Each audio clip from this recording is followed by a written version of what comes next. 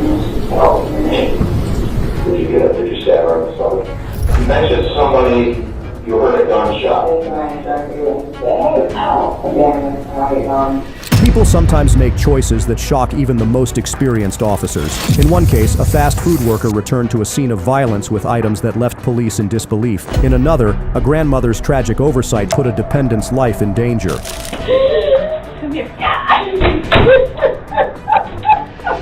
And a man calmly revealed information that he had hidden for years. The shoe? I think it's a shoe too. And sticking the floor out.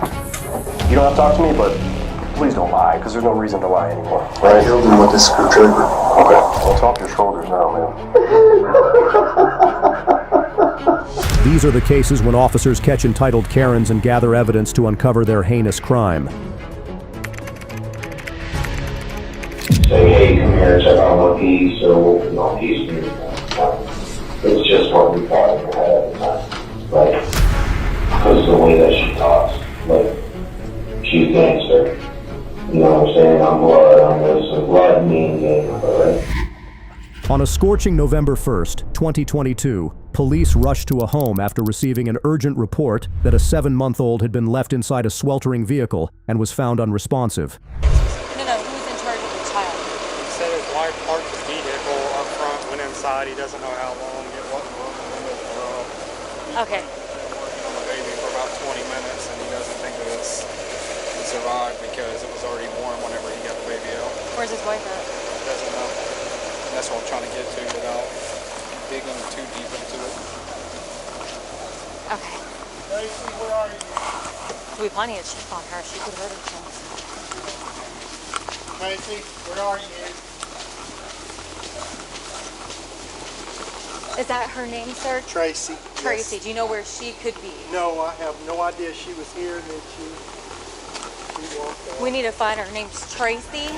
Officers soon located the child's grandmother, Tracy Nix, in the backyard. Overwhelmed with shock and guilt, she struggled to process what had happened, while the responding officer worked to soothe her and gather details about the incident.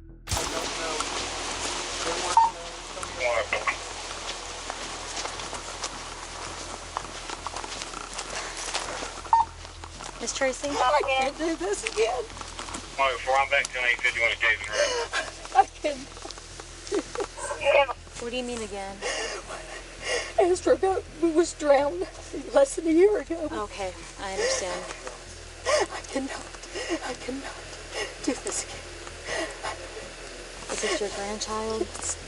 I'm so sorry. In the same family. I am so sorry, honey.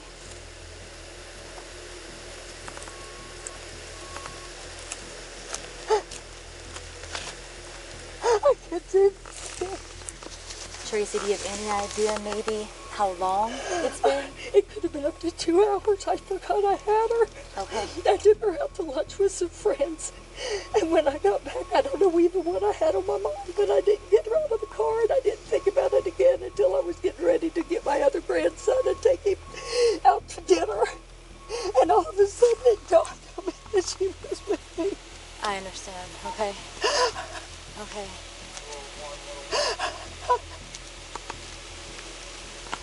I need to drive in my car. I need to go somewhere. I can't do this. It's hard to be here, I I understand. cannot do this. I understand. Well, we also don't want to get in their way, so we're just going to stay right here for right now, okay? I do this. I cannot do this. Tracy, is anyone notified? I can't do this. Okay. I don't want to be here when she comes. I can't do this. Okay. I'm going to get in my car. I need to just go somewhere. Well, Unless you're going to arrest me. I need to get a statement from you, though, okay? Are you okay to do a statement? Yes, yes. Do you want to go back to the sheriff's office and sit with me? Would that be better? I can't let you drive like this. I have to go. I cannot stay here. Do you want to get in my car? I cannot stay here. I have to go. So is that okay? If you get in my car and just go with me? I don't want to face anybody. Okay. I can't face my daughter. I can't do it. I know, honey.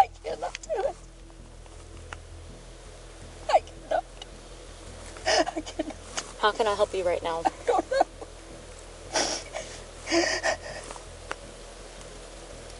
I need to get in my car and go somewhere. If you need to take a statement, do it now. The pain of losing a grandchild is unimaginable, and Nix's remorse was evident. Still, despite her tears and attempts to evade responsibility, the officer needed to take her into custody and bring her to the station for questioning. Look, would it be easier then if you sat in Detective Ward's vehicle? I cannot be here when she gets here. I cannot do it. Do we want to sit at the table inside, or? I cannot. She don't want to be I here, can't so be I'm asking her here. if she just wants us. Because like we can't let her drive in this condition. can't. It would be irresponsible. Well, So let's go back. You want to go back Let to the me office? drive to the sheriff's office and you follow me. Well, and can then I take you and we'll bring you back? Yes. Okay. yeah, we'll do that. I don't want you driving in this state. Not at all. Okay, but let's But I may leave from the sheriff's department. I cannot do this again. absolutely.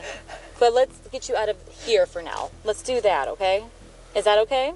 Let's do that. Come on, Tracy. Let's go this way.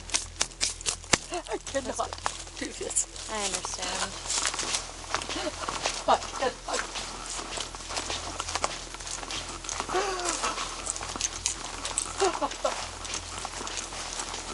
I cannot. I've got to be gone before they come. Hole in the backpack. I've got to be gone before they come. Yeah, I can't do yeah. it. Tracy, are you okay to walk to the front, or can There's my car right there, the red one. I cannot do this. Tracy? Please drive me. Take my car. I don't want to be here when they come. I can't drive your car, Tracy. We're gonna leave your car, okay? I cannot. have I to don't leave it. want to come back here. Stay right here with me. I don't want to come back I here. get that, but I can always have your husband come get you from the sheriff's No, office. I don't want to come back here. Okay. I mean, I'm serious about getting in my car and going somewhere. Okay, yeah, do that. Okay, so for right this second, I've got to be Right, gone this when second. she comes. I cannot be here. I got you. Okay, I'm gonna have Ward take you, all right? We will figure something out for your vehicle. Don't worry about that right now. Right now, let's just worry about getting you out of here safely and taking care of what we gotta take care of, okay? I gotta go. You can't go in your vehicle, Woody. She can't go in the vehicle. I cannot be here.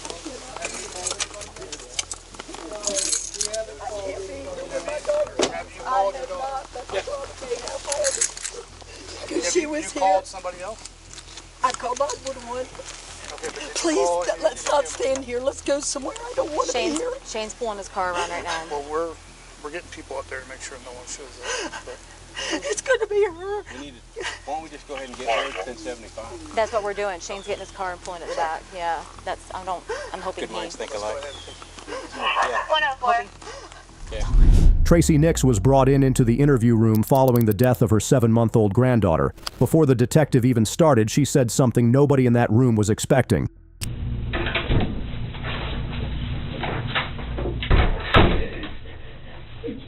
Okay, so this is what I've got right now, okay? Okay. So, one of the other detectives was asking, were you in the maroon vehicle? I was in the red Lexus. Got it, okay. 206, 203, it was the red Lexus. I'm going to just answer you like this, if that's okay. That is totally fine. Now, what I do need to do is, I'm sorry, give me 1 second. I wish you'd just put me somewhere. Put me in a jail or something.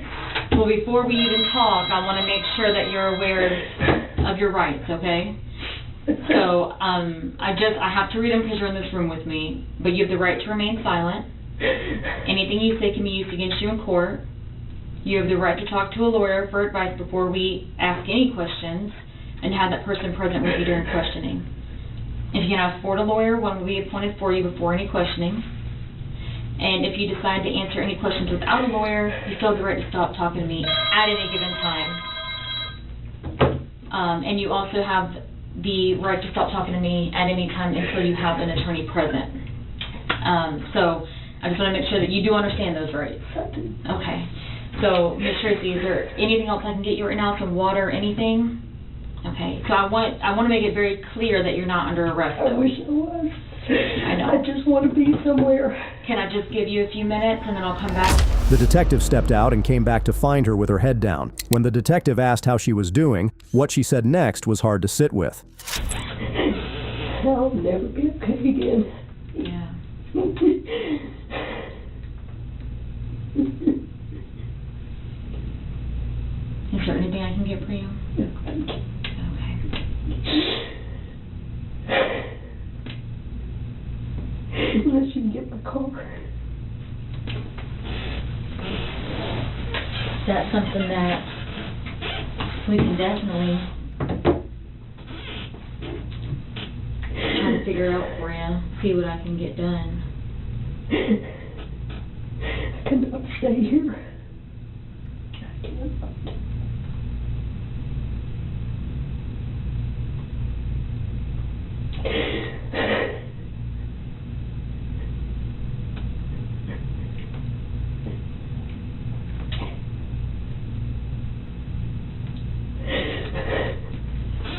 If you could leave, where would you go? No. Do you have any other family? I do. I have family up in Ohio. Okay. What part of Ohio? Between Dayton and Cincinnati. Okay.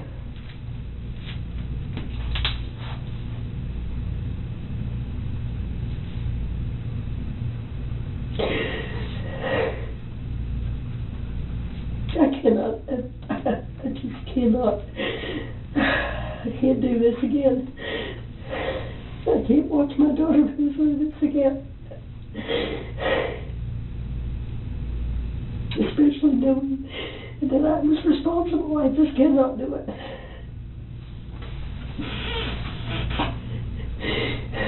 Do you keep her child often? Last week I had her 4 days out of 5, but typically I just have her once or twice a week. At one point during the conversation, she said something that made the detective stop and handle the next few minutes very carefully. Picked her up and took her to eat with some friends. And somehow, when I got home, I just didn't even think about the fact that I had her. She must have fallen asleep in the vehicle or something. And I heard no noise, and I didn't have anything specific on my mind. It's not like I was rushing in the house to do anything. I just forgot she was in the car. I just forgot.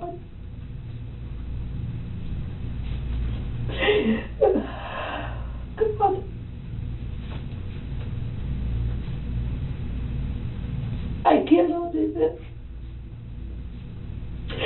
I know my limits, and I cannot do this. What does that mean, you cannot do this? I can't do it again.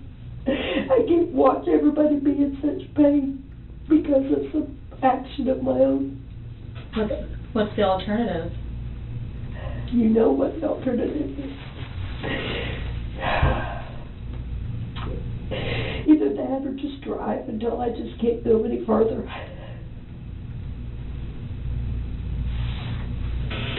I just cannot face everybody. I cannot do it.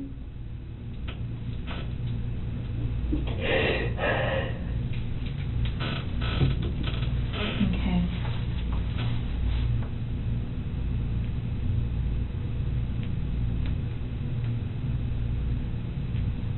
I can't do it.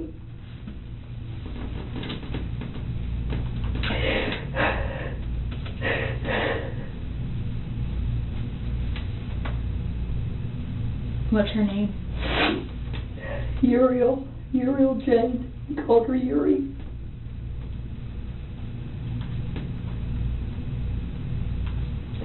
She was the most precious child, as was her brother. The detective brought up Uriel, and Nick started talking about her. Then she brought up another name, and that's when things got a lot heavier. I can't believe this. I cannot. I cannot believe this. I know. I cannot face anyone. I cannot do it. I can't. I cannot. Okay.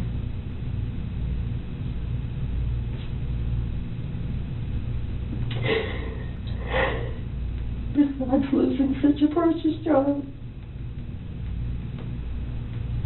I can't imagine Kayla. Kayla hasn't been well since she lost her last baby.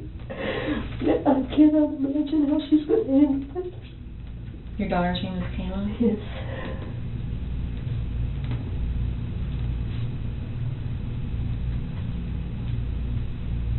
How did you and Kayla get through it last time?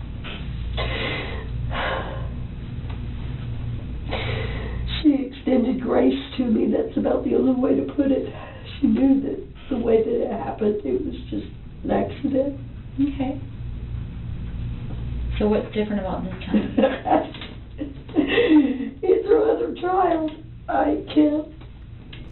The detective asked her straight up if this was an accident. She said yes, but what she said right after her own answer seemed to catch even her off guard. But who could do that? Who could do that? Who could have? Who does that? What do you mean? Who could forget that a baby's in a car? Who could do that? Oh, God. Okay.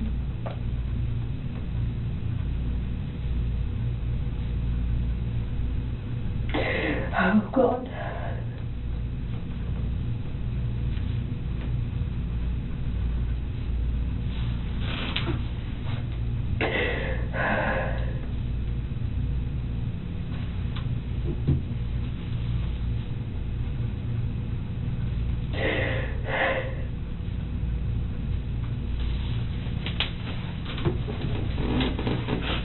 Miss Tracy, I'm gonna step out for just a second. I'll be right back, okay? A few minutes later, a woman comes in who consoles Nix. I'm gonna sit with you for a little bit, okay? Hey, baby. I'll come back and check on you later. Come here.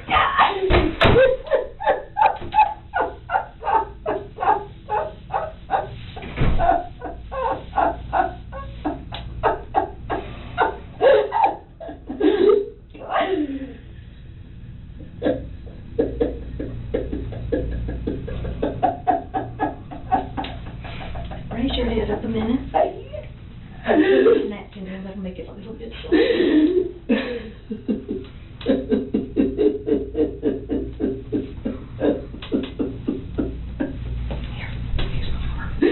You can't do this, Gabby. Oh, we got to. I cannot. Somehow, I cannot.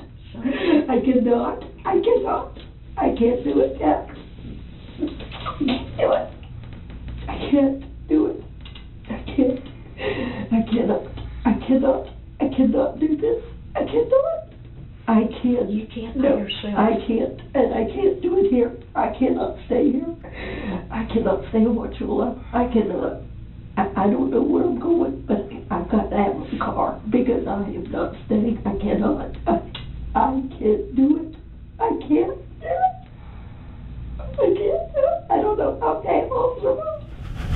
Nix was charged with aggravated manslaughter. The trial for Tracy Nix began in January 2025. During the proceedings, the child's mother, Kayla Nix, gave a heart-wrenching account of that fateful day. Did you know a urial shock? I did. I did. That's my daughter. Excuse me. She was born in 2022, and she was my rainbow baby that I got to have a beautiful 7 months with before I was notified that she was deceased. Okay, and we're going to get that down. I'm sorry. Okay. But she was 7 months old around November? Mm-hmm. Yes. And so that day, November 1st of 2022, what were you doing that day, ma'am? My husband and I own a small business in Wachula, A1 Safari Glass. I have always been a full-time mom first before my career, and so every one of my children actually go to work with me every day that I attend work, unless they're sick. And so did Yuri go to work with you that day? Yes, my daughter went to work with me that day, and typically my routine was to leave at lunch so that I could get the baby home, get them fed, and then let them nap, let her nap in, her own room. So. And I'm sorry, you called Yuri? Yes, yeah, Yuri.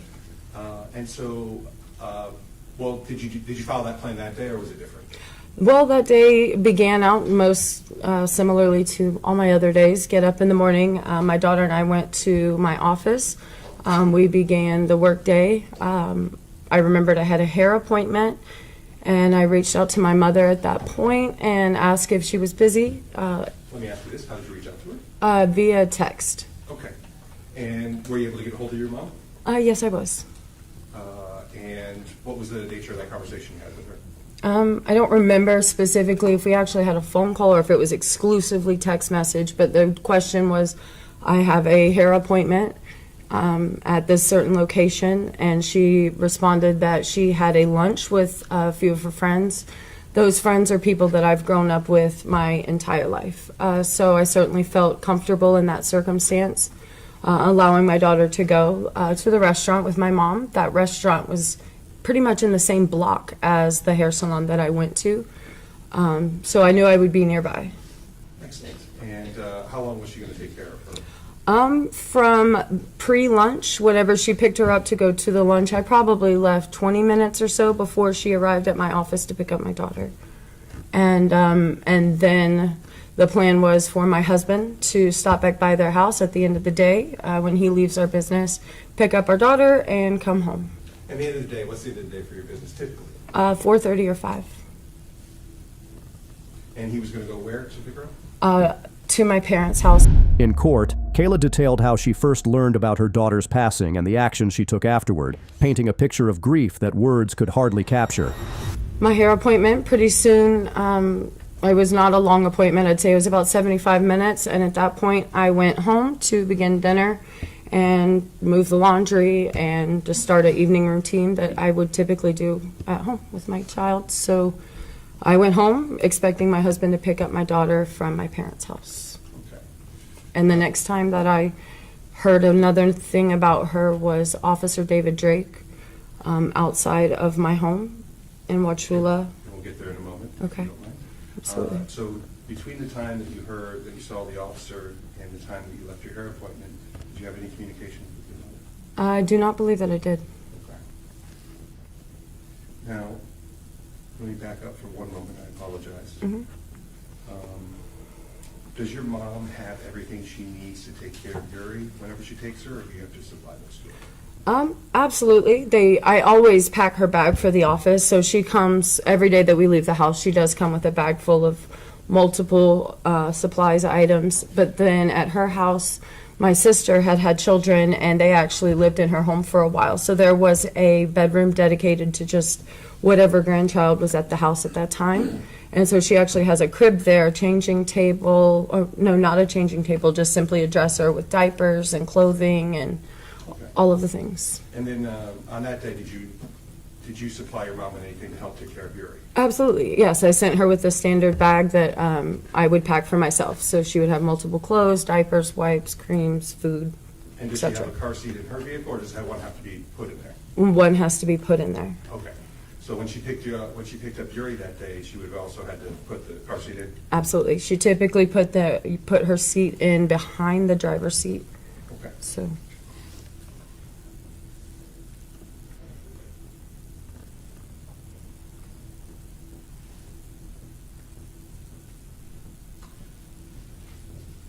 So let's go to the point where the officer showed up at your door. Okay. Was that, do you remember what time of day that was approximately? My guess would be 2:30, 3 o'clock. I was not on any sort of a regimented schedule at that point, so it would have been sometime between probably 3 and 4, I would imagine. Now, this was a while ago? Absolutely, it's 2 years ago. Okay. Whatever time that had. Right. Why did the officer show up at your door? He showed up at my door to notify me that my child was deceased. That his words were, "Your baby is dead. Your daughter is dead. Your child is deceased, and we need you to come with us. I have to identify the body." Okay. Where did you go?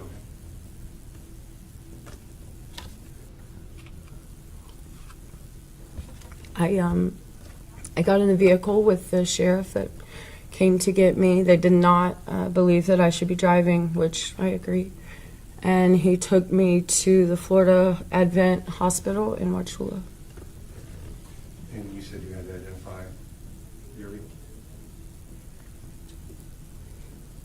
Yes, I did. And you saw her? I was not with my husband in that moment, and so as soon as we found each other in that parking lot, which was sheer insanity, then we went in together to look at our daughter and identify her body. Then the medical examiner took the stand to explain the circumstances surrounding the child's. Her testimony revealed critical details about what the child endured. From your internal examination, did Uriel suffer from any infections or substances or anything like that that caused her death? No, no. Also, like, there's some substances can, elevate your core body temperature, like amphetamine or cocaine.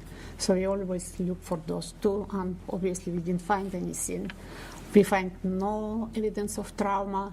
We have no evidence of any disease.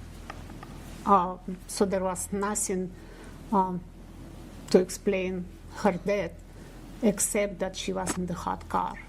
And that's...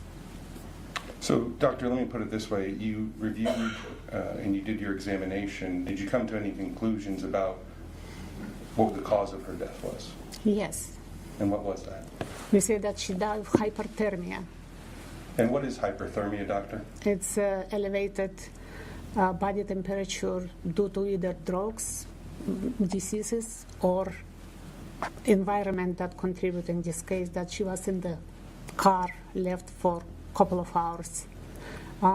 We came to this diagnosis by excluding all the other causes that can be like trauma, infection, intoxication. So that's, we say that she died of hyperthermia. And hyperthermia, is that something that's instantaneous, doctor? No, this is not instant death. She will die slowly. If you leave somebody in the car, in the enclosed car, about 10 minutes after, the temperature in the car probably rise about 19 degrees more than outside. So if you have outside 90 degrees, in the car it will be probably 110 degrees. If you leave for 40 minutes, the temperature inside the car rises up like by 40 degrees more. So it's 130 degrees. So now when your body temperature is, you are there, so your body start fighting this heat. So what the body does, the blood vessel dilate.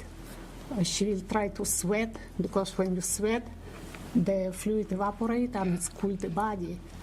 But if she's long time in the car, then she start, losing that fluid. Her blood pressure going to drop. If your blood pressure drop enough that it's not going to deliver proper oxygen to your brain, you start suffering. With your neurons start dying, so the brain starts swelling. You will become unconscious, not dead yet, but unconscious. You may have seizures. Also, if your brain don't have oxygen, enough oxygen for about 10 minutes, you will die. You become brain dead, and that's irreversible. If she rescued before she's brain dead, she may or may not recover, because not only the brain suffer, the other organs also suffer. You can have liver failure, heart failure, kidney failures because of the heat, and because again there's no enough blood, oxygen going to the organ to sustain the life of those organs. But no, this is not instant death. So, doctor, based on your professional opinion, would Uriel have died had she not been left in that hot car?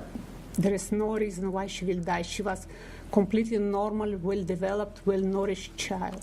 Thank you, doctor. I have no further questions. Witnesses also shared their perspectives on Nix's actions. Judy Terrell, a friend of Nix, recounted the day of the gathering that preceded the tragedy. You said it was, I'm sorry, Barbara? Brenda, I'm sorry. You and Brenda get there first. Does Tracy and Gail eventually show up? Yes. And is anybody with Tracy Nix other than Gail? Yuri. And so, did Yuri stay with you guys throughout your entire lunch? Yes. And who was taking care of Yuri? Tracy. And what types of things was she doing? Well, she was holding her and putting her up on the table, and because Yuri was bouncing around and everything, and we're all exclaiming with the baby and oohing and aahing. And then we finally got a baby chair, and she sat her in the baby chair. She was in her lap till we got the baby chair, and then we put her in the baby chair.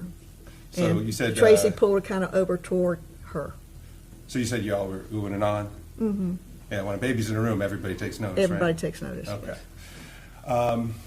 So did you guys actually get lunch that day? Yes, we did. And we were kind of foreshadowed it by talking about when you left. Let's talk about that for a moment. When did you leave? Gail had to pick her niece up at school at 1:50. She had to be in line to pick her up at 1:50.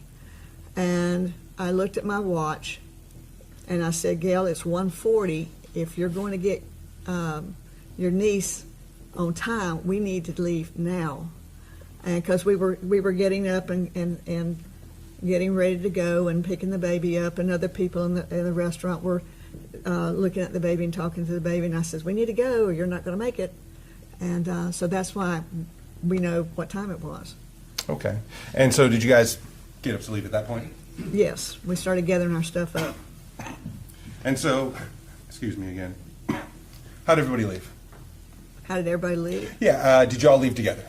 Yeah, we all, well, you know how when you get up from a table, this person kind of steps out and this person's getting a purse on there. And yes, we all left as a group.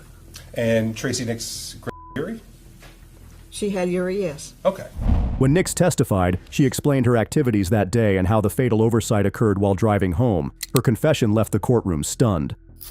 And I would have done anything for them. So when she asked me to take her, it disrupted what my head had in mind for that day.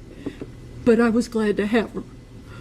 So after I had a prayer time that morning, and I called Kayla and asked her, I said a few ladies wanted to get together and go to Beef O'Brady's. Does she mind? She had already asked me if I would keep Uriel, and I had said that I would. I said, do you mind if I take her with me? And she said no, that would be fine. So the piece that was left out is that when I went to the glass shop to pick her up, the other Kayla Nix, or Kayla Shock, helped me. I had Uriel in my arms, and she had the car seat. And I always put the babies on behind the passenger side so that I could see them out of my periphery. When your baby's sitting behind the passenger side, you always can just turn your head a small amount and see them. That particular day, there was a car that had pulled in close to the passenger side of my car.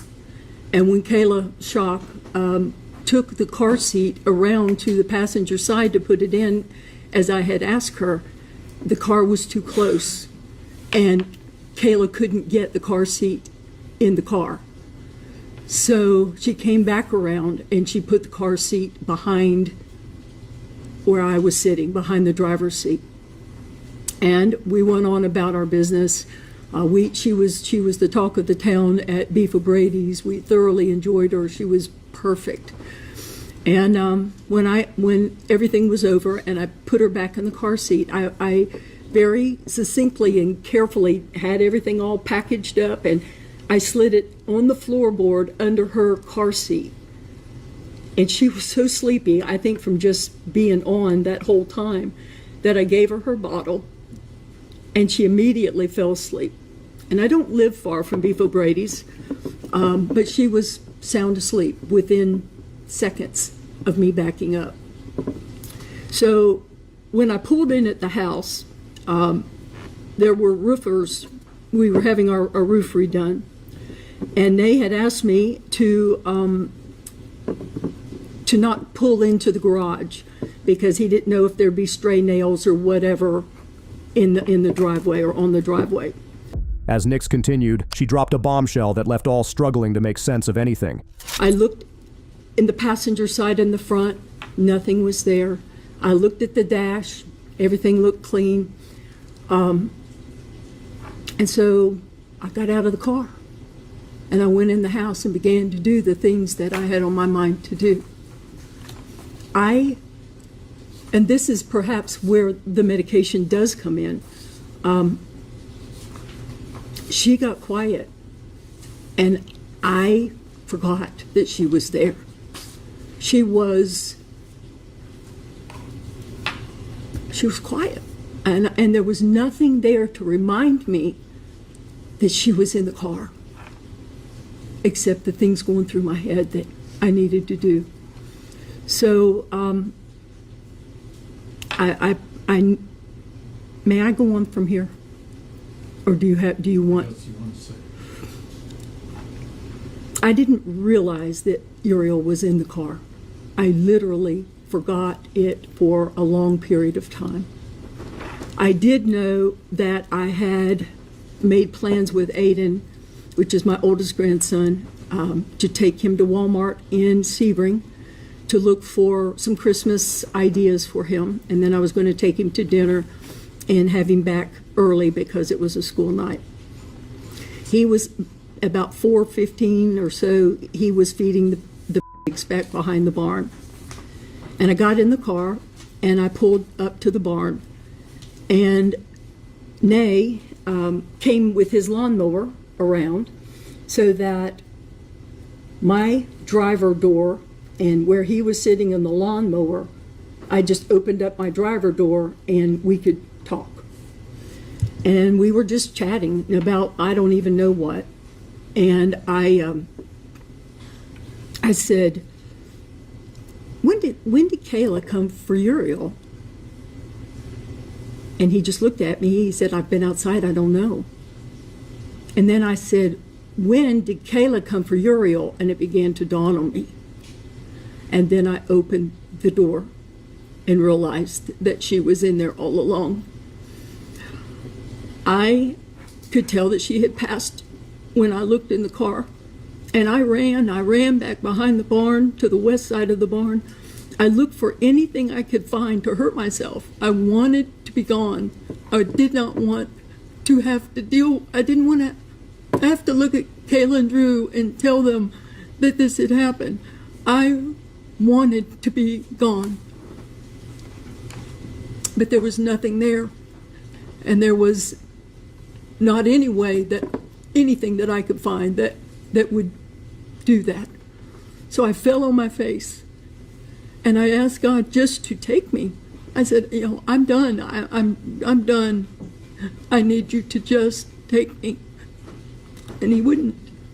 Nix showed her emotions, but she could not escape the responsibility she carried for the tragedy. I would give anything, including my life, if Uriel or Ezra or both of them could be here. And I mean that. I would give my life if they could be here. But that is not how God wanted that to be. And I can't explain it beyond that. But that's not how God wanted it to be. So I've got to figure out how to live. I've got to figure out how to not hurt myself. I woke up even just 2 weeks ago. Now, this has been 2 years and 4 months ago, and 3 years and 5 months, 3 months ago for Ezra. But I woke up 2 weeks ago out of a dead sleep in the middle of the night. And the first thing, I sat up, and the first thing on my mind was, what can I do to hurt myself? What can I do to get out of this? What can I do? And I thought of all these different ways that I could hurt myself or die. I wanted to die because I would never hurt your babies on purpose. You've got to know that. You've got to know that. I just would never hurt them on purpose. I loved your babies. With all of my heart, I loved your babies. So if I have to apologize, I mean, if I have the opportunity to say I'm sorry is so menial and insignificant. But maybe if I told you that I would literally lay my life down for them, maybe that would make the I'm sorry more meaningful. I would do that if it would bring them back. You've got to know that. And I am desperately, desperately sorry for the pain that you've endured, for the loss, Joanne and Greg, of your grandbabies, for Nay. You know, Nay has stepped up and he's done all the dirty work. He's done everything. And he's done it with grace and with strength. And he's not going to get to see his grandbabies either. I don't know what else to say. I could probably babble on, but the important thing is that you know that I wouldn't hurt your babies. After months of hearings, the court reached a verdict. On the final day, the judge addressed Nix's case and what she did wrong. I picked up this case. I started down here July 1. I picked up this case. And I did the motion for motion in limine. And I know exactly what I wrote and what I ruled. You can't use other crimes or acts to show bad character or propensity. There has to be clear and convincing. But it doesn't negate the fact, just because I didn't use that event, it occurred. And it was with two people there. It was with Mr. Nix and Mrs. Nix. And when I hear today situations and testimony about where the seat was put in the driver's side because Kaylee Nix did it, not Mrs. Nix, Miss Tracy Nix, the defendant, did it, that's inconsistent with the deposition testimony that Kaylee Nix said. And it's also inconsistent with what she wrote in her victim impact statement. Then I listened to her testimony about the juror was sleepy and gave a bottle and immediately fell asleep. And there's a video, and I don't recall seeing that. But I also recall in the trial, they talked about giving the baby a straw and some water in a straw, and that this was a situation where their baby didn't have food and milk. And I went through, and I'm going to come down to this in a minute, but the evidence that comes in, I wasn't there, you weren't there, the only people that were there were Miss Nix, and at the time, we get evidence after the fact, and when we're sitting in the room and we're watching it, it comes in. Like, here's the back seat of the car, evidence 41 that came in. Here's the front seat of the vehicle, 40, where there's wipes and things in a car. And when people go places with kids, they leave objects, the thread on the steering wheel, things in the front seat to remind them where they had a child. And I'm not talking about a child that was there, you had an hour-long, 2-hour-long drive. I'm talking a 7 to 9 minute drive. Here's the exhibit 29. It's the back seat of the car. There's evidence everywhere. Then we see the picture of when Nay and them got there. That's evidence 23. I then have a half-empty thing, a bottle, evidence 35. So I see all of that, and I see all the reminders. And then I remember Kaylee Nix saying that the Lexus, the red Lexus, was equipped with a red rear occupant alert to alert an adult to a child in the back seat. And I know that these cars, Fords, Lexuses, everything has so much weight in the back seat, beep beeps go off. And I hear her saying I didn't have that. But then I read the deposition taken of Kaylee Nix, docket entry 201, October 1, 24. Do you know who put the car seat, page 32, line 5 to 7? You know who put the car seat into the car that day she picked Uriel up at the glass shop? I do not. I do know it was her tendency to put the car seat in herself. Okay, Kaylee, answer. She typically, whether I was standing there or not, would pick her up and set her in there. And then I would typically help reach over and strap her in. But a car has sensors, weight sensors. So that, just like my vehicle, whenever I stop and put it in park and turn it off, there's a loud ding that says, check your back seat if there's weight in the seat. And so those are things that I'm aware of that were in a vehicle. So when she put her in there, I do not imagine that I had any other staff assistant. To bring closure and move forward, the court then announced the outcome of Tracy Nix's case. The court watched and heard her interview. I do not believe she's showing remorse. I believe she's showing sorrow. It is impossible for a defendant who refuses to accept responsibility for an offense to show remorse for that offense. Sympathy is not the same as remorse. Sorrow is not the same as remorse. When I look at in the Florida statutes, when I deal with sentencing under 921.02, subsection 1B, the Criminal Punishment Code's primary purpose is to punish an offender. Rehabilitation is subordinate to the goal of punishment.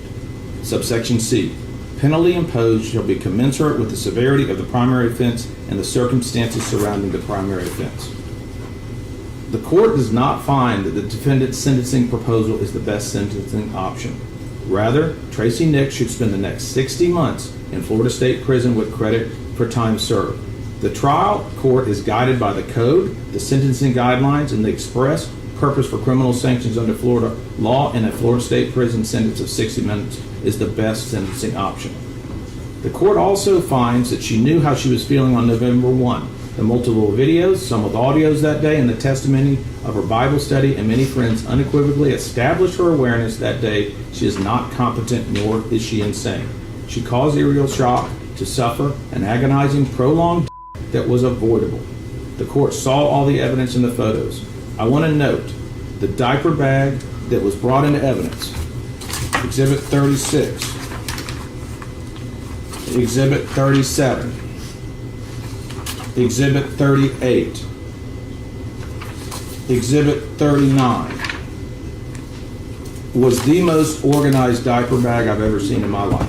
And I heard testimony that the child didn't have food, this, that, and the other thing in the beef O'Brady's, and they fed her through a straw. I note that it was an excellent diaper bag. The bottles, food, medicine, and the items were all in quart bags. The tragedy of this case is undeniable.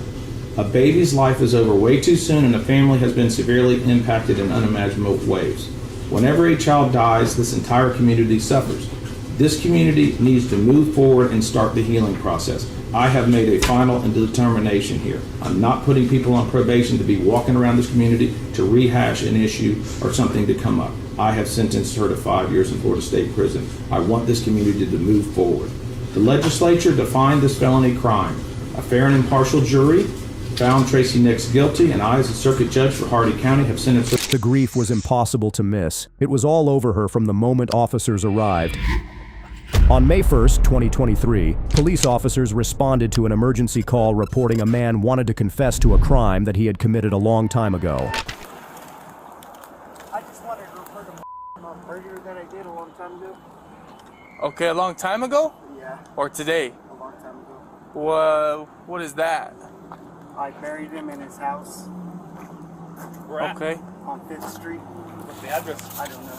You don't know? No, sir. How'd you get up here? You walked? Yeah. This is a long time ago, is what he's saying. I'm just tired of covering it up already. Try to cover it up? Yeah. Okay. I'm tired of living with my wife, sir. The guilt? Hell yeah. Okay.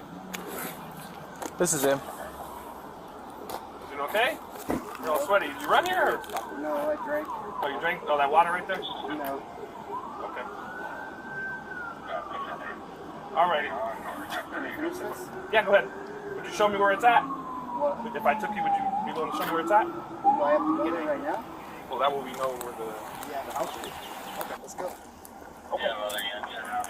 You don't want to finish it? You're good there? Yeah. Okay. Alright, just hang on, okay? Black? Warren or what? No. Did they call 911? I did. You did? You got? This guy had his phone out. No.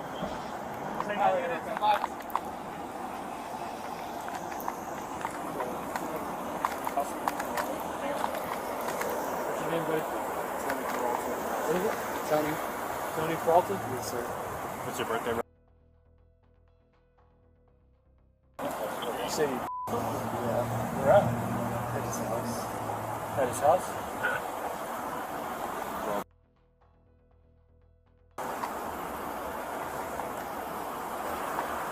What year was this at? I don't remember. You don't remember? Okay. It's been so long. It's been a long time. Okay, we're gonna go all the way around over here. Okay, my car's way over there, so we're gonna walk this way.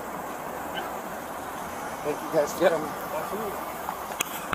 Do you have anything on your person besides your switchers?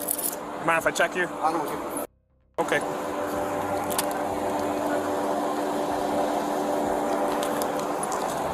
Phone? Okay. I'm just gonna hold on to these, okay? Have a seat for me, brother. Okay, will you give that stuff back to, that guy? No, they belong to my sister. She lives right there down the street. Okay. I left the house. Okay. Alrighty, we'll address it. Have a seat, okay? I'm gonna roll the window down for you. When the detective began with standard questions, Tony remained unusually calm, as if fully aware of the seriousness of the confession he had just made. What's your name? I don't want to speak. You don't want to speak? Oh, okay. I told you my name already. Why'd you ask me? I'm just trying to start a conversation, man. Okay, my name's Tony Ray Peralta. Tony Peralta? Yeah, I didn't mean to act like I'm new. I'm sorry? I've been drinking. You've been drinking? Yeah. Okay. It's my understanding you called us, is that correct? You want those off? Yeah.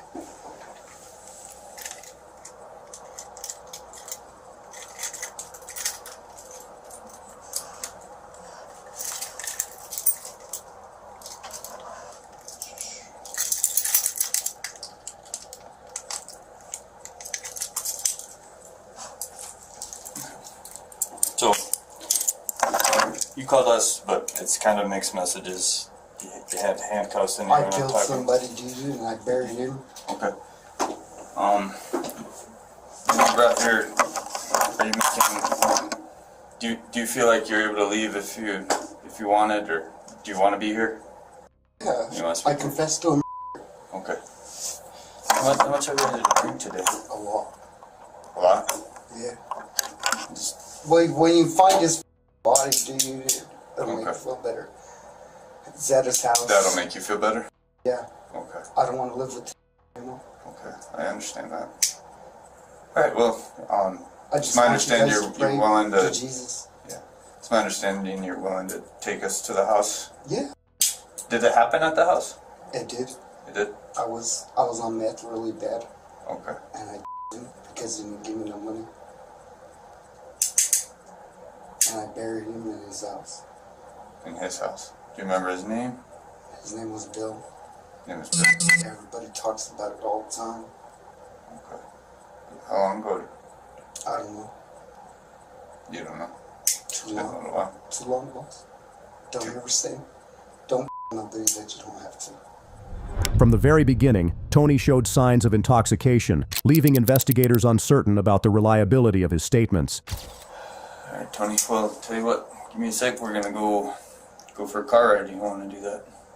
To his house, right? Yeah. Yeah, let's go. Okay. Now, before we do this, you understand if and when we do find his body, then you better find his body. It should be right there. Okay. Hey, I confess, man. Mm-hmm. I confess. I don't want to live life anymore without confessing. Okay. Okay. Just for good measure, like I say, you got brought here in handcuffs. I know you called us. I know you want to do this because it's a strain on yourself. But I just want to make it clear that I'm not going to be that person. Yeah, I want to make this perfectly clear that you're telling us it's good on you for doing it, but it'd be my job. I would have to prosecute this when we discover this. You understand that, right? Okay. Yeah. So I'm gonna go ahead and advise your rights just because it's kind of the statement. You don't have to tell me my rights. I know. I don't even care if I go to jail forever or get the death penalty. I should have never sinned, and that's it. No, man, I got you, but just let me get through this. It's something on my end that they want me to do. Okay, so okay. You have the right to remain silent. Anything you say can and will be used against you in the court of law. You have the right to an attorney. Had to have the attorney present before any questioning and during any questioning. If you can't afford to hire an attorney, one will be provided for you at no cost to you. And if you choose to answer any questions or make any statements, you're free to stop and throw it up at any time. Okay. You understand all that? Yeah. Oh, yeah. Okay. I know you said you drank a little bit. Hey, I wanted to confess to you. Right. I understand. All right. Cool. All right. So we're gonna go Get in the car. We'll drive you to it. You show me. I'm hot though. Will he turn on the air conditioner? It's hot. Man. Hot in here. We're gonna go downstairs. We're gonna get in the car, and I'm not turning that AC up. All right. I hate it up here. All right. Well, let's go. I'm not cool enough. Go have a seat. Alright.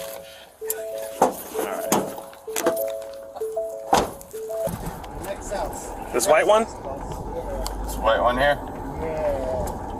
I buried him in that side place right here. I killed their dad.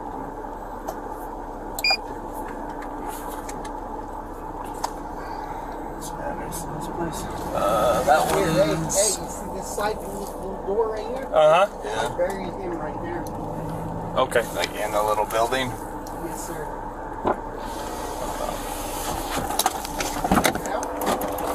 Hang on. Just hang on. We gotta confirm addresses and stuff.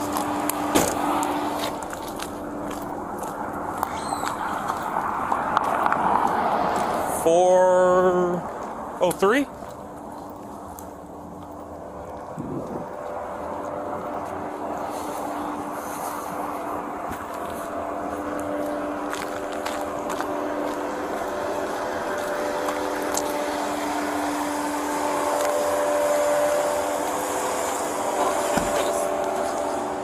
You need one?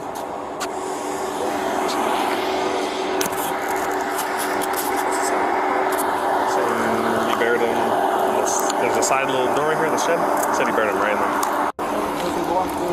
I'm sorry? Why didn't they smell his body in there? I don't know. Hang on, okay?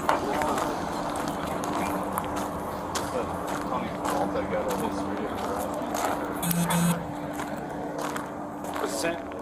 Saying pretty much all the way back is where he buried him. Inside the shed? Yeah, this has a little shed Inside thing. of it? That's what he's saying.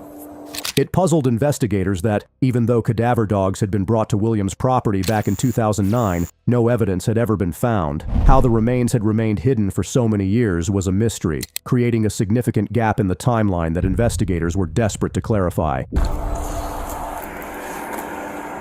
You don't. So, who is this guy? When? You think?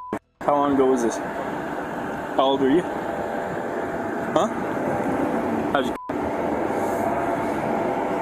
You shanked him in his neck with what?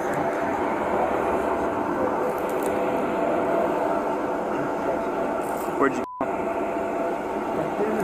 Inside the shed?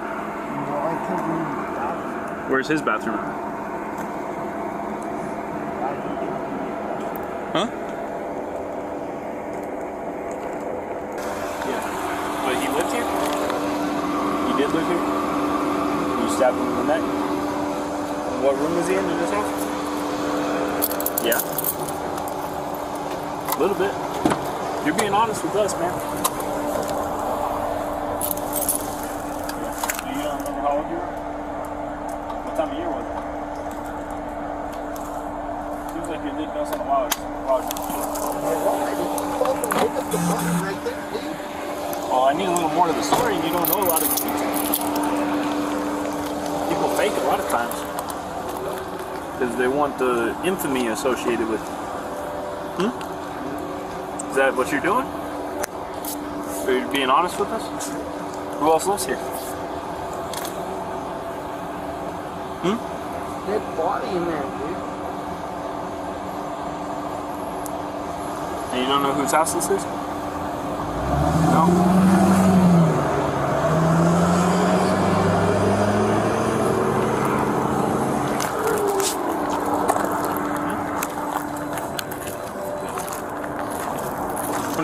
Yeah. Here's the deal, brother.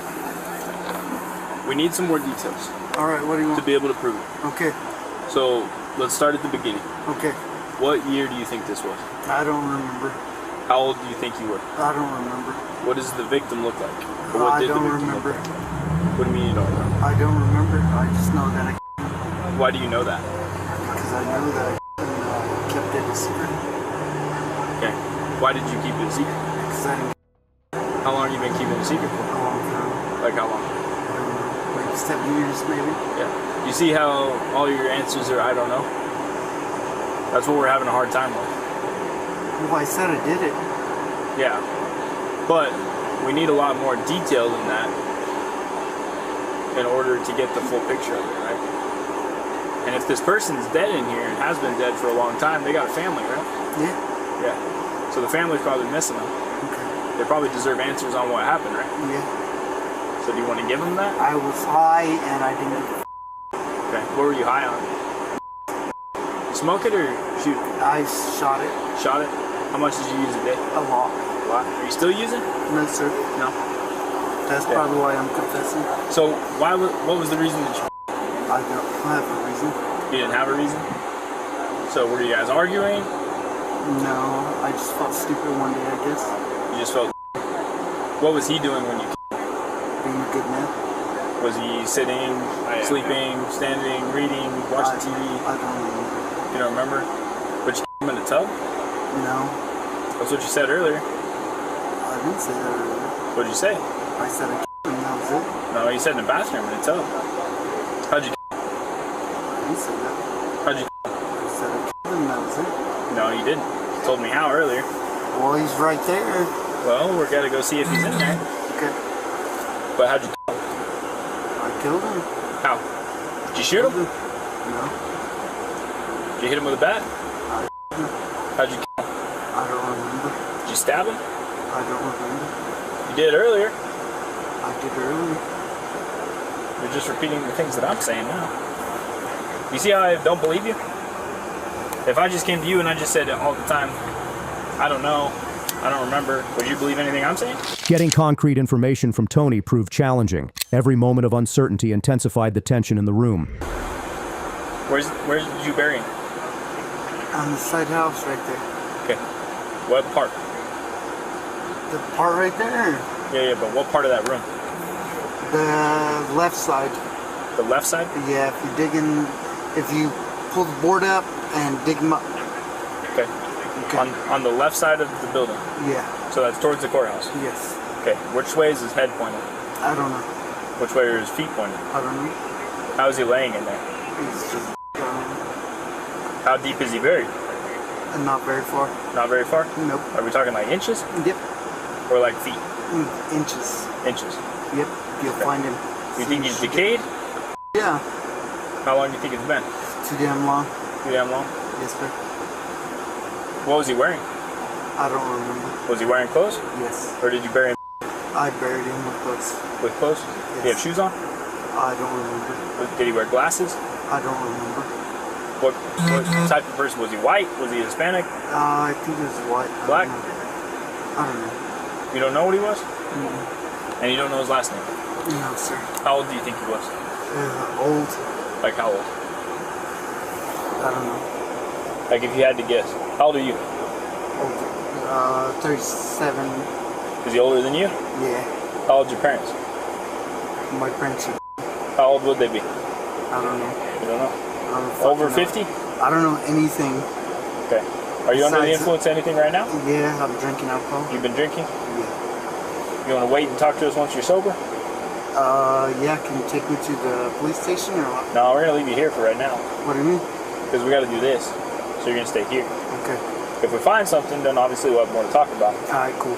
But we need details to start working on this. So if you I can already think it, gave you every single detail. right, but there's a lot of I don't know. So I'm saying if you start to remember those things, let somebody know. Alright. Okay, first thing. Okay. Okay. Otherwise you're going to stay here for a little while. Okay. Okay. And if this is a lie, you're going to be charged with false reporting. Okay. Okay? Okay. The officers entered the residence and began searching the property and uncovered the remains of William Blodgett. This grim discovery transformed the investigation from theory into an undeniable fact, confirming what Tony had confessed.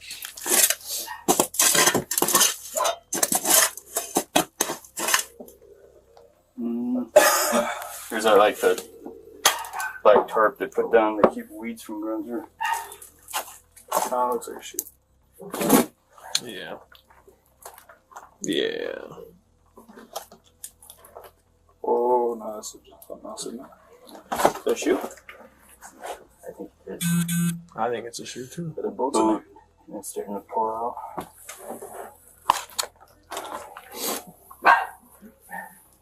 Are the bones in it? So that It is one that's long loose.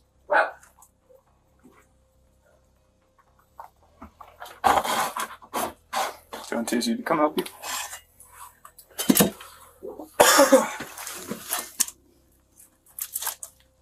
That's weird though. Mm-hmm. I suppose. Or do you want to back up to the circle?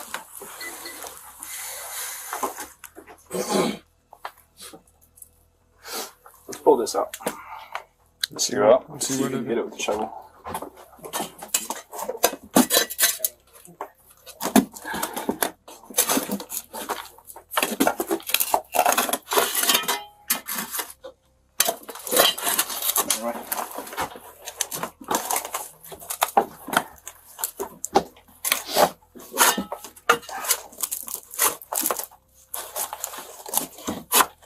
Oh, that's a shoe. Yep, you can see. I think it is. There's the like. I think it's the boot, and that's the bottom sole of it. Yep. You know what I'm saying? Because you can see they come right up right there. So we need to get that out, and that'll kind of determine a little bit more, you know. Yeah, because that's the sole of it. Yeah, that would go right there. I've been pulling, see if a foot falls out. Okay. This is getting very scientific. If it's 7 years or more ago, I'm not going to lose anything.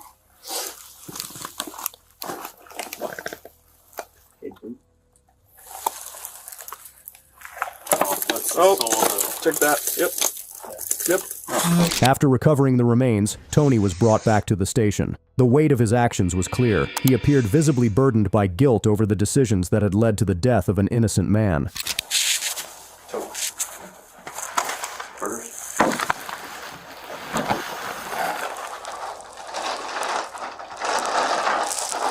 You like onions?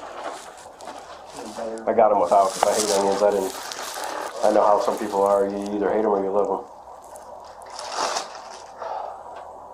Have you been here for a little while at the police department? Mm-hmm. My name's Gino, by the way. They just called me in.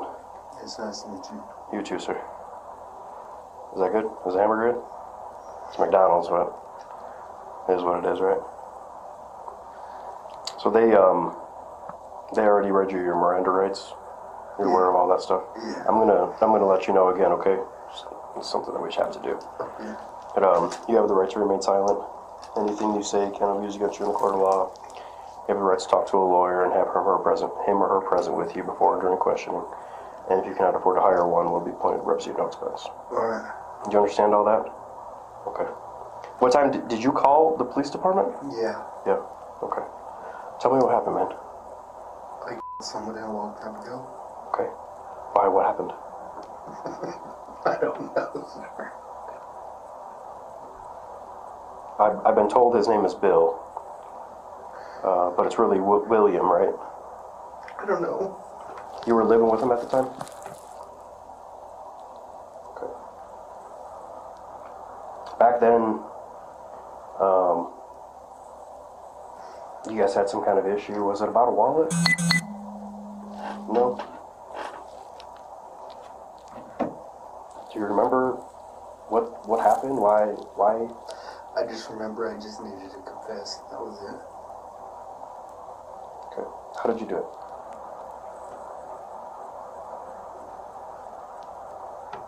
Do you not remember or you just don't want to say it? I just don't want to talk anymore.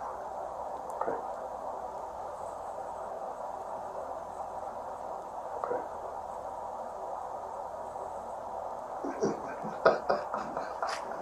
Well, it's off your shoulders now, man.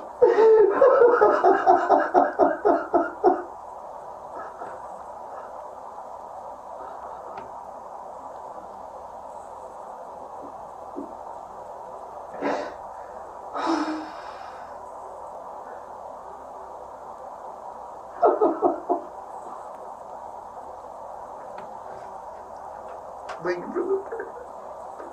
You're welcome. You're welcome, no problem.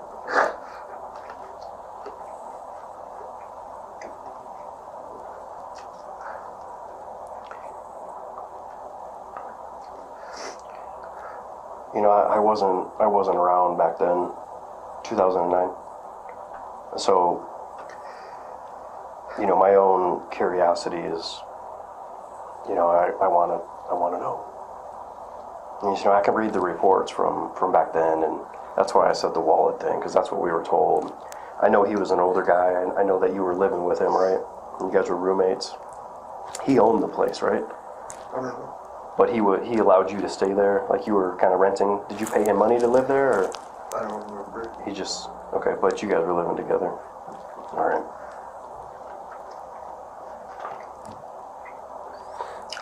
So, what happened, man?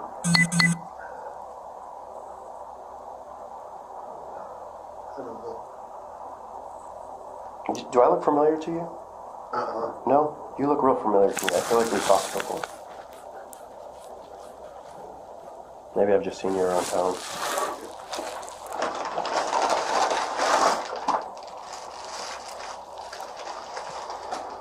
Did you use a gun? I don't remember. Okay. Well, how about this? Why don't you tell me why you decided to come forward? Because my heart hurts. Okay. It's been eating at you for a while? Yeah. Authorities continued pressing Tony for details, striving to reconstruct the full story. I know this is probably a big hard decision you had to make. You've been thinking about it for a while? Every day.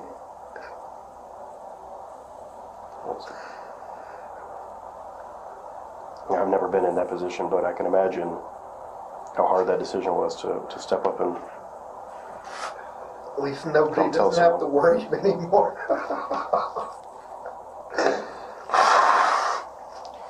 Yeah, I mean, I can imagine his family. You know, he was an older guy, but, you know, his family never knew what happened. And that's kind of where I stand, because I want to be able to tell them, you know, what happened. His son. Tell them that he was a good man and I should have did what I did. You know? Okay. Yeah, it was. His son is the one that reported it to us back then about not being able to get a hold of his dad. Why didn't anybody say anything after that? Why didn't everybody just let him slide? What do you mean? I don't know. Okay. The cops talked to you back then, I assume? Mm-hmm. Yeah.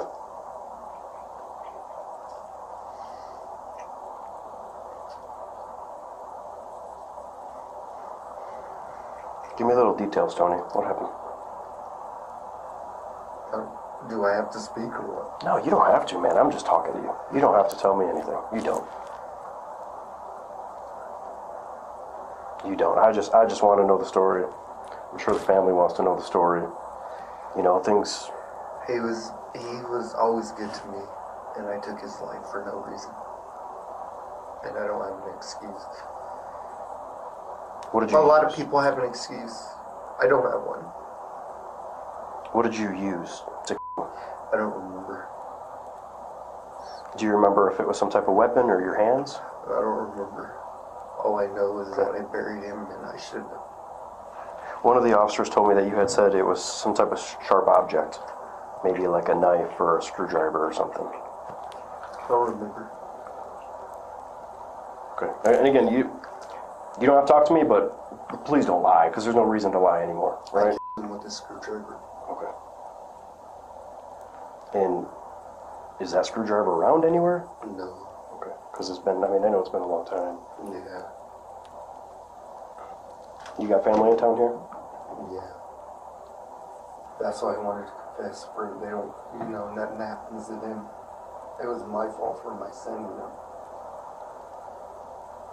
Nobody else should suffer except this. Your parents still around? No. No.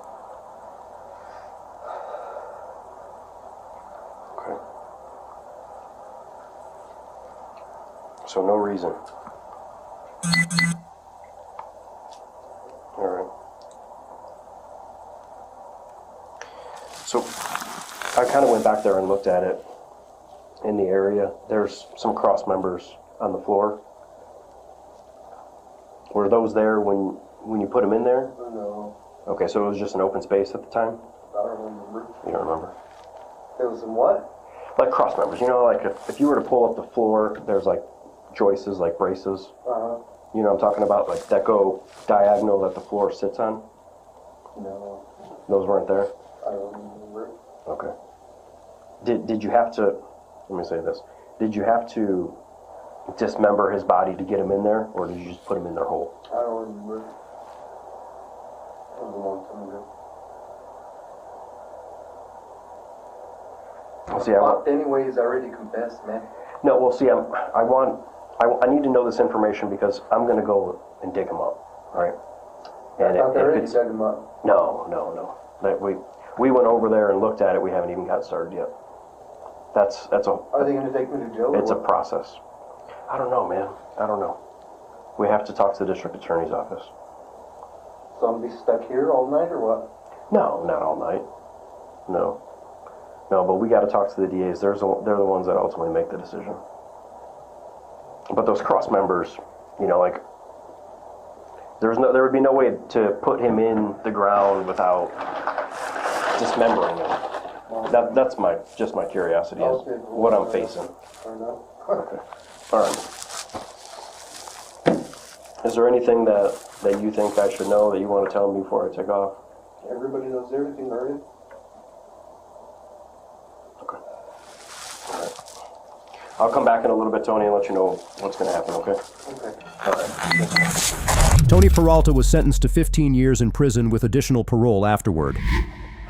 On July 10th, 2025, police officers responded to a reported stabbing inside a McDonald's restaurant in East Point, Michigan, where a workplace dispute had suddenly turned deadly.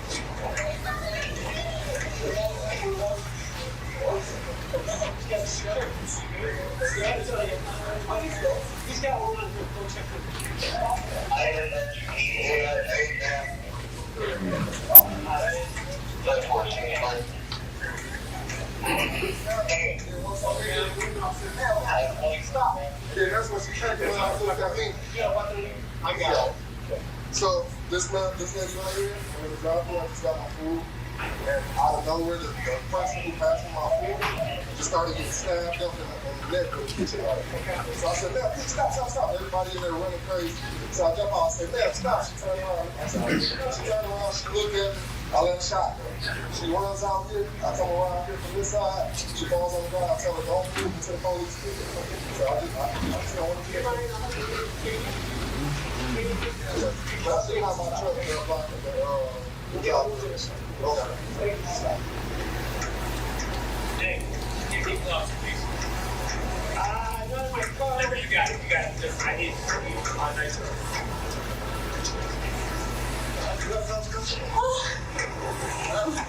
She might be a suspect.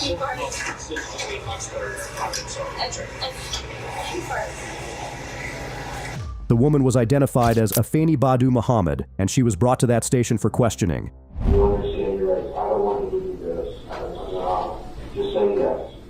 Don't do this, or don't. Just say yes. We'll get through this. I promise. Okay? Alright.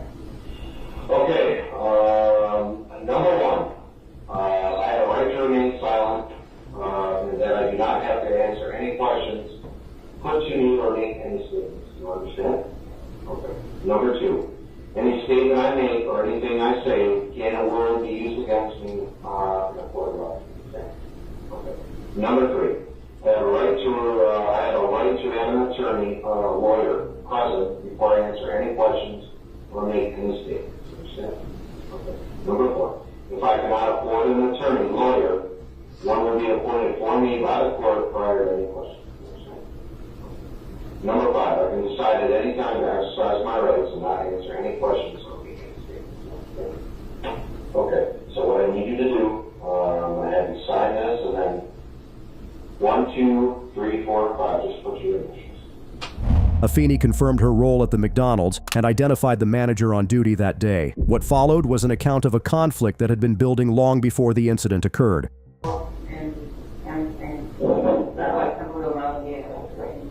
So you have your high school diploma, right? Yeah, it was actually in my folded inside my passport with this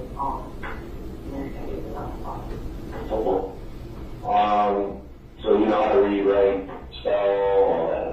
Smart girl, aren't you? Smart. What did you know? What's your favorite class? I like the Italian. I like I can learn language. You know, a little Italian. No. Okay. We're going to get down to business. How hard is it going to be? It's going to make you better. Okay. Where do you work? I work Was it located in Eastport?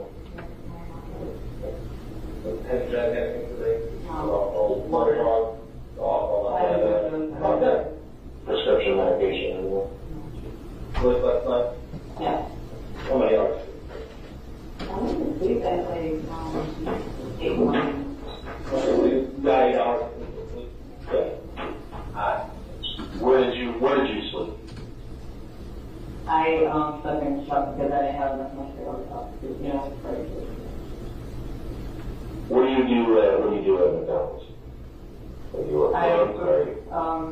I pack food, and then also I'm basically customer service. Perform excellent customer service. Okay. Where are you working today? I did. I was. What time did you start? At 4 a.m. 4 a.m. Friday clock in at 4:02 a.m. Who is your manager there, or who is in charge of you? Today we checked her. Jennifer Harris? Yes. Okay, do you have any sort of issues with Jennifer Harris? I had an issue with how I had to clock out 3 times in a row just because she was doing me and no reason to be happy, but and she clocked me out without me knowing. I was working for free. Was this today, or was this prior? That was today. Okay, so has any time prior to this day today, did she make you clock out or not? Yes. How many times? Once? It happened this the third time this week. Third time this week? Yeah. And can you tell me why do you think she's doing that? I think she was doing that because I had spoke up to her and I felt like trying to figure out what it was sometime last week. It was, you know, I'm not sure, but it was, I had told her that racist shit gonna stop. That's why I told her that I got tired of how she kept on like acting like her. She told her that she was like and she worked there also. She was coordination there. So let me ask you this: can you tell me what kind of racist comments that she's making towards you, or give me an example? Yeah, like, so sometimes when they look at their phones or something, and like, it was one time the guy they found that showed her on her phone was like a Caucasian girl, she had like a quiet something. And she was like, that's Kenny White B, or that's the shit like that, and, you know, and then every time. So it's Kenny White B, so B meaning bitch, right? Yeah, yeah. Okay. Has she ever used any derogatory remarks towards you?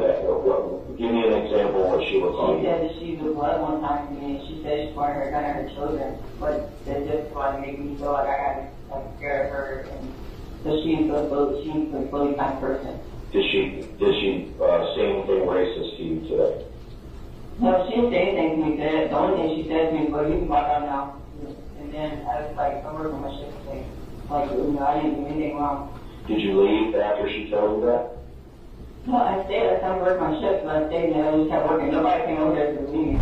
After the confrontation, Afeni left the premises entirely, but what she did during that time away raised a far more troubling question about what came next. And I said this, and I had said, I didn't know you talked about me. You didn't even tell me that I'm done talking to you. I think so you leave.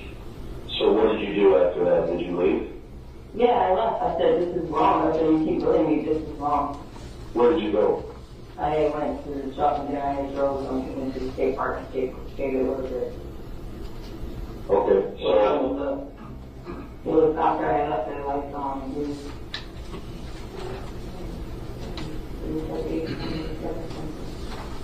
So how long you were for reading that? I worked for just 1 hour. So she brought you out at 6 and that, and you went to the outside? Yeah, No, right. almost 8 o'clock. Okay. So you're at the skate park? Okay. Yes, and then after that, that's when I just started listening to music, and I had just got a prayer, and I started thinking about like how she, everything that she was doing that was like wrong. Did that piss you off? Okay, so at some point you returned. The detective asked what she had on her when she came back. Her answer stopped everything. How did you injure? I had a knife and I walked with her and I expected. How many times? Do you remember?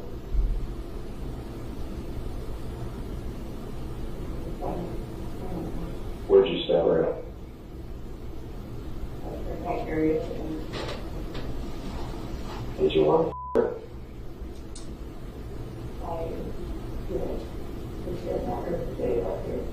I can't hear the response. So, Can you play that back, please? how many knives did you have?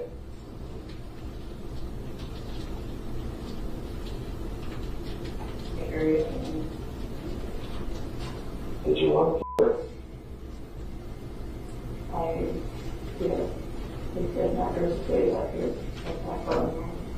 That's how you felt? How many knives did you have on you? Can you describe the knife that you stabbed her with? Well, explain what a French knife. It's a chef knife, like it's Is it long? Okay. Did you walk up behind her?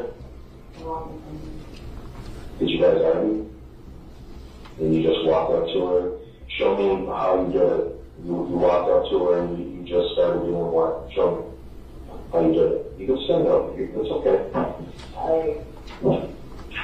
So I'm Jennifer, so. Okay, so I had it up in the shirt.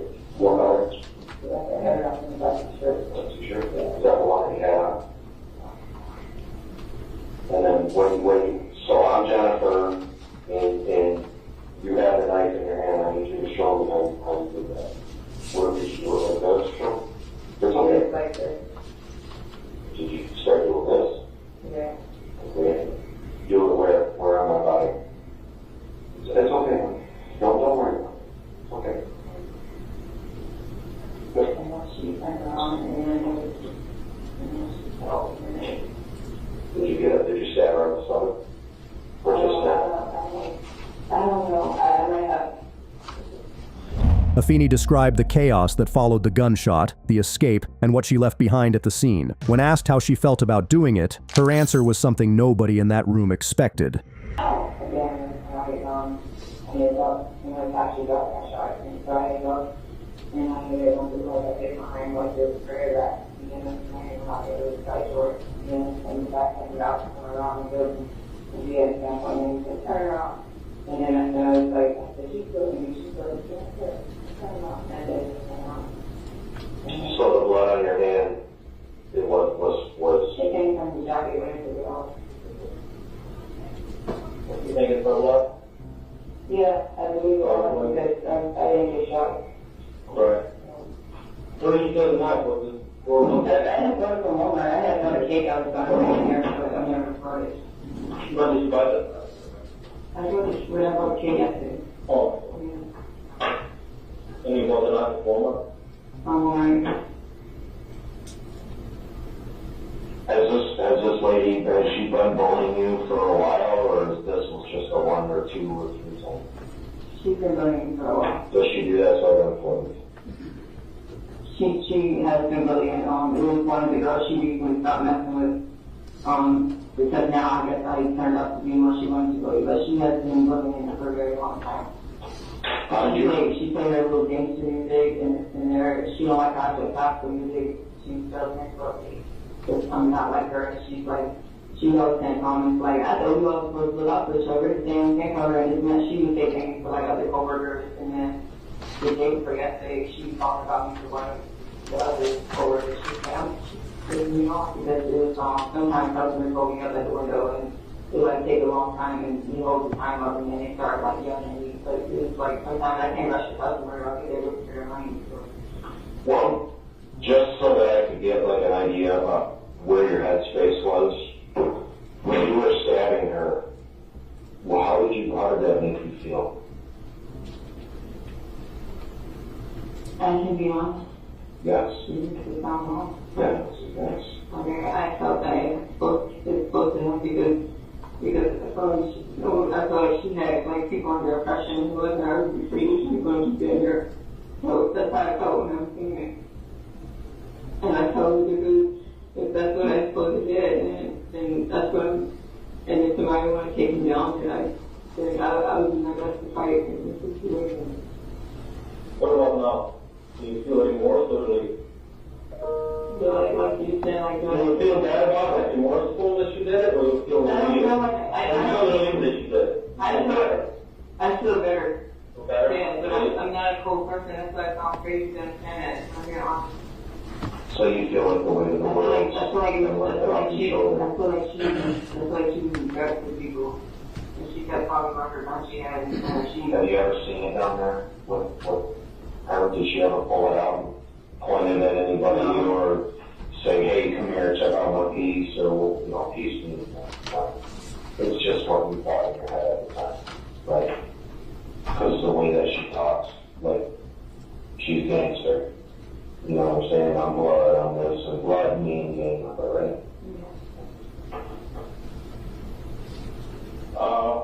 What car is the handle of the over and down tonight? So you left it behind the door? Did you, after the shot was fired, what did you do? Besides, raising your hand?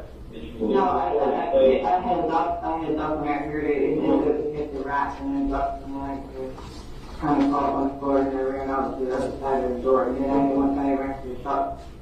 And then what? And then when the guy walked out with the light green yellow shirt on, it was like a neon shirt. What kind of truck do you have? It's a 1500 Silverado 2021. But it's Wayne Fisher. Like we shared the truck. Like we're kind of, he's 60, he just turned 61.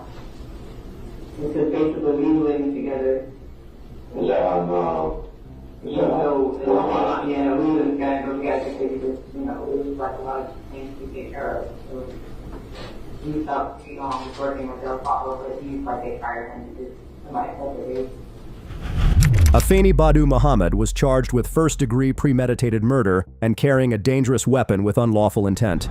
In court, the prosecutor laid out the full picture of what happened that morning, every step Afeni took before she walked back into that restaurant, and everything she did once she got there. The medical examiner's findings only made it harder to look away. You heard from Devontae Pace, Officer McLaughlin, Luke Moreno, Deborah McMillan, Lieutenant College, and of course the interrogation brings in the statements of the defendant and her explanation. And Kashana Turnage? Sorry, Kashana Turnage, then Lieutenant College is 6, and then the defendant's statements through the interrogation that is her explanation of what happened and why she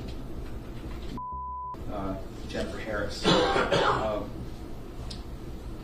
One of the interesting things is that we all understand now through what the witness testimony was from Ms. McMillan is that the defendant was irate that when she came to work, Jennifer Harris confronted her about not working and clocked her out.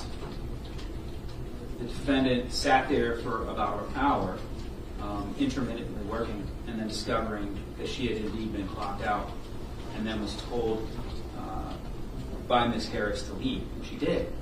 She left. She went to the skate park. She told Lieutenant Polish that while she was there, she skated, I believe she said she prayed,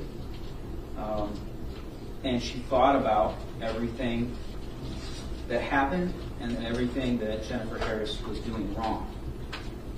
And despite having that time to contemplate on everything, she went back in about an hour's time. And when she went back, she had a mask. She brought a knife that she said she bought from Walmart. And she walked through the back entrance where Mr. Moreno said that he looked over and saw the defendant walking up, masked. And she said very calmly, and he said she walked calmly, "Don't worry, I work." She proceeds to walk through, and as Miss Harris is working, prepping the food, she sets upon her and begins to stab her.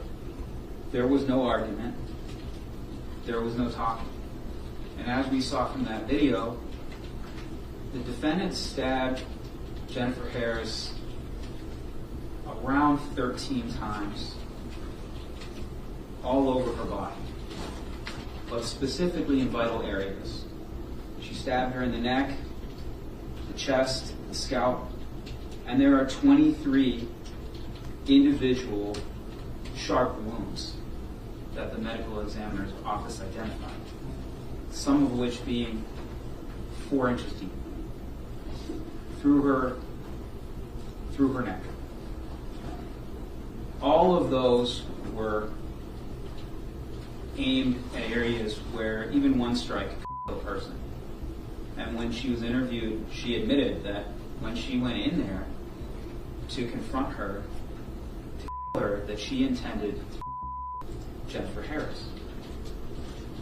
And when she did this, it wasn't in a manic state. It wasn't some emotional outburst. She came in calmly to do all of these things. She was prepared.